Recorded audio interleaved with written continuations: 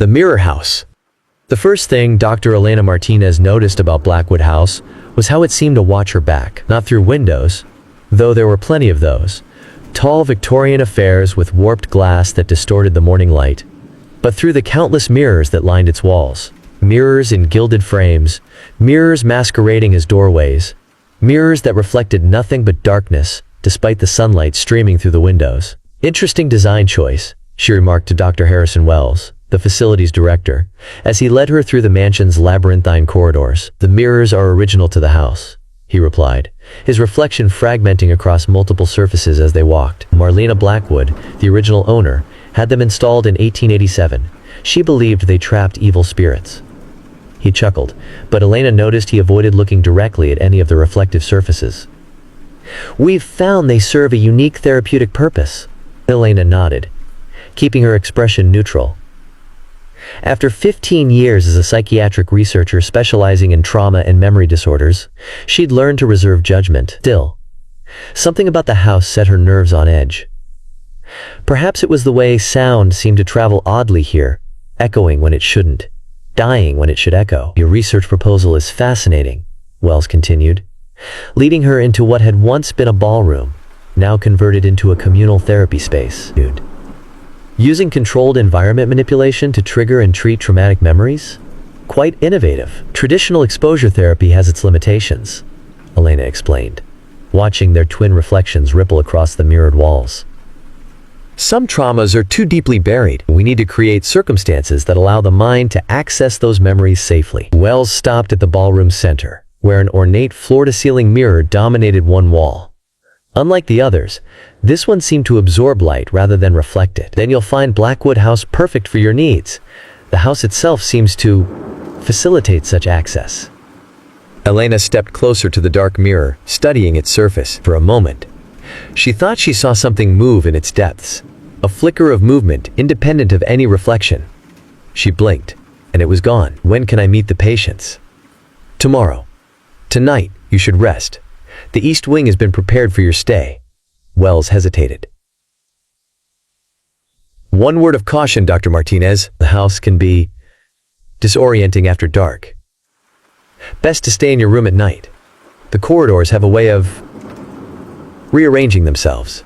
Elena smiled politely, filing away his warning as local superstition. She'd grown up in foster homes. No house, however gothic, could unsettle her more than her own memories. She would learn how wrong she was. That night, Elena woke to the sound of crying, a child's sobs echoing through the walls.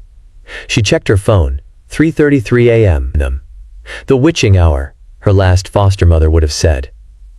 The crying continued, seeming to come from everywhere and nowhere at once. Elena got up, wrapping herself in a robe. As a psychiatrist, she couldn't ignore a child in distress, even if it meant wandering the house at night. The corridors were different in the darkness. The mirrors seemed to glow with a faint, phosphorescent light. Her reflections moved a fraction of a second too slowly, like poorly synchronized video. The crying grew louder as she followed it, leading her deeper into the house's maze-like interior. She found herself back in the ballroom. Moonlight streamed through the high windows, creating pools of silver light that the mirrors multiplied infinitely. The crying seemed to come from behind the large, dark mirror. Elena approached it slowly, her heart pounding. In its surface she saw movement again, but not her reflection. A small figure huddled in a corner, shoulders shaking with sobs. "Hello?" she called softly. "Are you all right?" The figure raised its head, and Elena's blood turned to ice. She knew that face. She'd seen it every day in mirrors until she was 12 years old. It was her younger self, in the blue dress she'd worn the day her parents died. The child Elena pressed her hands against the mirror's surface from the inside. Her lips moved, forming words Elena couldn't hear, but she could read them. "Help me," the child. "Don't let them take me again." Elena stumbled backward, her professional composure shattered. The child began to scream. That same scream that had torn from Elena's throat when they'd pulled her from the wreckage of her parents' car. She ran. The corridors twisted impossibly, mirrors reflecting mirrors, each showing a different moment from her past. Elena, at 14, bruised from her foster father's rage. Elena at 16, wrists bandaged in the psychiatric ward. Elena at 20, burning her childhood photos in a desperate attempt to erase the past. She slammed into something solid.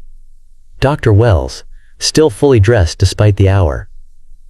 "I tried to warn you," he said, steadying her. "The house.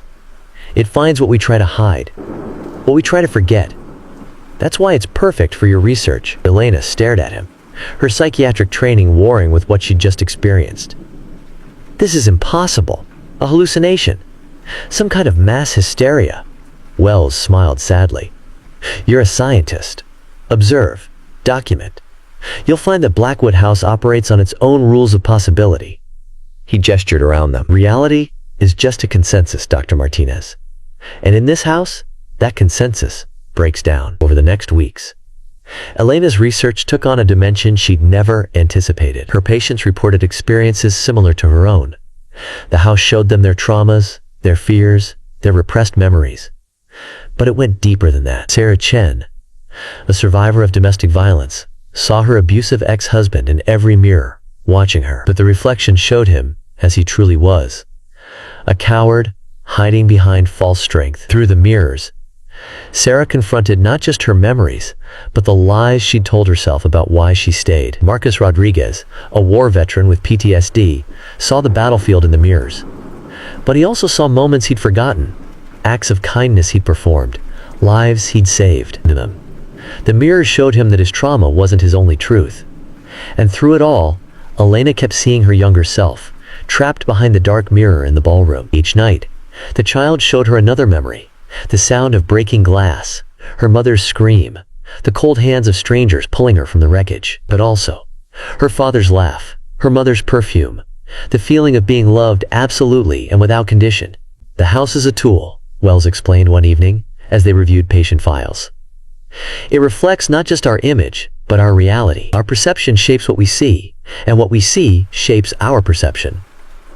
"But how is it possible?" Elena demanded. The mirrors, the memories. There must be some explanation." "Must there?"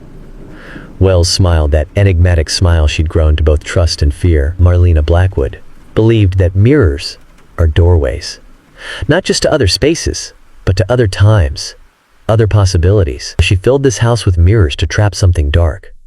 But in doing so, she created a place where the boundaries between past and present, memory and reality, become permeable.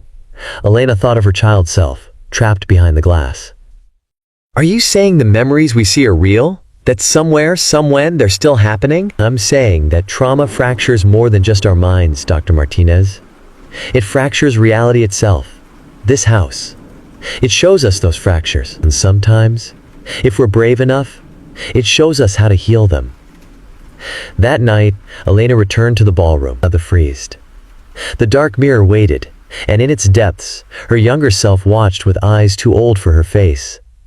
"I understand now," Elena said softly. "You're not just a memory. You're the part of me I left behind that day, the part that still feels everything." The child nodded, pressed her hand against the glass. Elena matched it with her own. The mirror's surface felt warm, alive. "I'm sorry," she whispered. "I'm sorry I locked you away. I'm sorry I tried to forget." The glass began to ripple like water. The child's hand passed through, solid and real, gripping Elena's with desperate strength. Without hesitation, Elena pulled, and suddenly she was holding her younger self, solid and warm and real. They sank to the floor together, and Elena did what no one had done for her all those years ago. She held that frightened child and let her cry. Let her remember. Lived she. Let her feel everything that had been locked away. "It's okay," she whispered. "We're okay. We survived." The child looked up at her with tear-stained face. "But are we living?" The question echoed through the mirrored room, through all the fragments of Elena's life reflected there. And she realized that's what the house had been trying to show her all along. Survival wasn't enough. Memory wasn't the enemy. Past couldn't be trapped behind glass. It had to be integrated, accepted, transformed. The changes began slowly at first. Elena noticed that her patients' reflections started matching their movements exactly. No more unsettling delays. The corridors remained stable, even at night. The house felt lighter, somehow. The mirrors show us what we need to see, Wells explained. When we no longer need them, they become just glass again. Elena's research transformed too. She documented everything. The house's phenomena, the patient's experiences, her own journey. She developed a new therapy model that didn't just expose trauma, but integrated it, using the house's unique properties to help patients confront and accept their past selves. Sarah Chen looked in the mirrors now and saw only her own strength reflected back. Marcus Rodriguez saw peace in his reflection, his memories of war balanced by memories of compassion. But the most profound change was in Elena herself. The child behind the dark mirror no longer appeared. Instead, when Elena looked in any mirror in the house, she saw herself whole, past and present, integrated, trauma transformed into wisdom. 1 year to the day after she arrived at Blackwood House, Elena stood in the ballroom with Dr. Wells, watching the sunrise create rainbow refractions in the mirrored walls. Marlena Blackwood didn't trap evil spirits in these mirrors, Elena said. She created a place where we could face our own darkness, where we could see ourselves truly and choose to heal. Wells nodded. And now? Now it's time for others to find their own reflections. Elena smiled at her mentor. I'm opening my own facility, a place where mirrors will be windows to healing, not prisons for pain. And what about your own mirrors, Dr. Martinez? Elena touched the surface of the dark mirror.